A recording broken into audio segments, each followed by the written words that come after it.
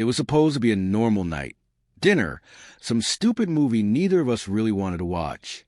The kind of night you have when the love is comfortable, familiar, or so I thought. She laughed at something on her phone. A message. The screen lit up, and for just a second, I saw it. His name. A name I didn't recognize, but something in my gut twisted. She caught me looking. Quickly turned the phone face down. Laughed again.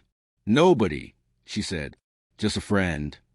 But when someone says nobody and hides a screen like it's fire, you know. You just know. I tried to shake it off. Tried to enjoy the evening. Tried to pretend I hadn't just seen the beginning of the end.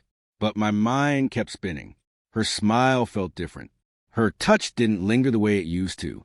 And her eyes, they were always somewhere else. I didn't confront her that night. Didn't shout.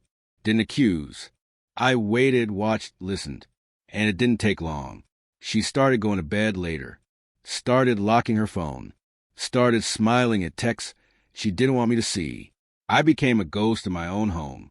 And she became a stranger wearing the face of the woman I loved. Then one night I broke. She was in the shower. Her phone buzzed on the nightstand. I wasn't going to check it. I swear I wasn't. But my hand moved on its own, like it knew something my heart wasn't ready to face. I picked it up, and there it was, his name again. Only this time, not just one message. Dozens, hundreds. Pictures. Memories I wasn't part of. Plans. Secrets. Desire. And worse, laughter. Inside jokes. The kind we used to share. The kind that told me this wasn't just a fling. This was something more. Something deliberate. She hadn't just cheated. She had replaced me, piece by piece, in silence. I didn't wait for her to come out of the shower. I didn't need to hear lies. Didn't need a performance. I walked into the closet, grabbed my bag, took what I needed, and I left. Just like that. No goodbye. No note. No sound. She didn't think I'd really do it. But she didn't know me anymore. The days after were blurry. I checked into a cheap hotel. Didn't answer texts. Didn't call anyone. She blew up my phone the first few days. "Where are you? Talk to me. This isn't fair. I can explain." But what was there to explain? She made her choice. I made mine. I blocked her. Deleted our pictures. Unfollowed everything. Erased her as best I could. But you don't really erase someone you loved. You just try to mute the volume of their memory. I moved into a small apartment 2 weeks later. Started over. Started breathing again. Some nights I still woke up reaching for her. Habit, I guess. Cruel muscle memory. Heartbreak. But over time, the silence became peaceful. Over time, the ache stopped screaming. 6 months passed. And then she found me. I was walking home from work. Groceries in one hand. Headphones in the other. I turned the corner, and there she was, standing outside my building. She looked smaller. Not physically, but emotionally. Like the weight of guilt had collapsed her from the inside out. "Hey," she said softly, like nothing had happened. I didn't speak. I just stared. "Can we talk?" she asked. I should have walked past her. Should have kept going. But I didn't.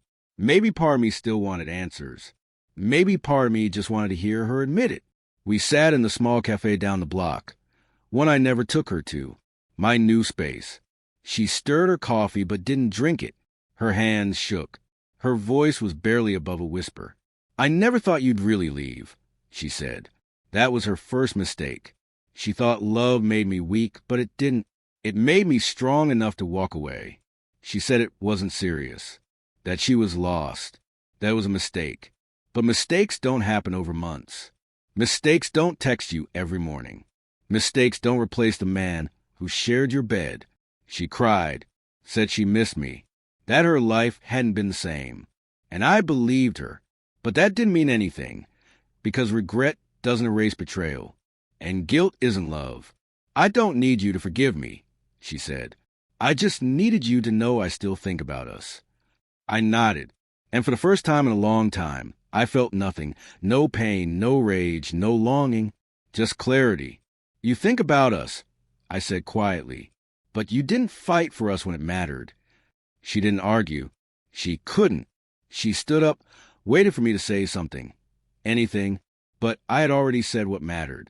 I left her at the table, walked back into my life, a life that no longer had room for someone who once thought I'd stay no matter what. If someone shows you what you mean to them, believe them. Don't wait for closure. Don't wait for apologies that come too late. Because sometimes the strongest thing you can do is leave when they don't expect you to and never look back.